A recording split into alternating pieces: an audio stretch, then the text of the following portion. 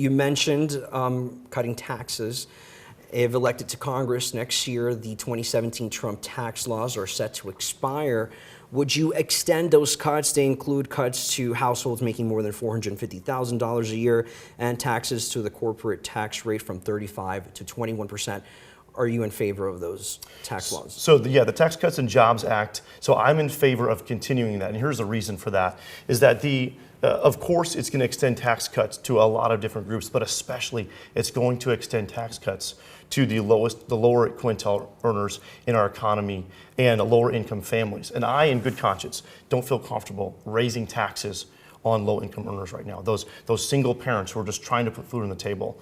Those families that are just trying to find a way to make it work because all the different costs have skyrocketed the past 3.5 years. So I don't feel comfortable increasing taxes on those who are in lower income brackets, as well as we understand that when you increase taxes on lower income brackets or other brackets or even businesses, again, it makes it harder to invest and it can indirectly hurt workers.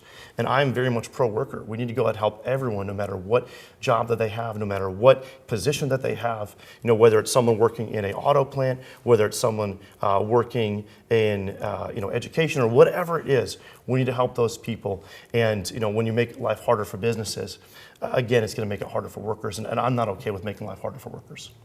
You mentioned not raising taxes on that lower quintile. What about that highest quintile, which the Trump tax law does address and cuts taxes for some of those households?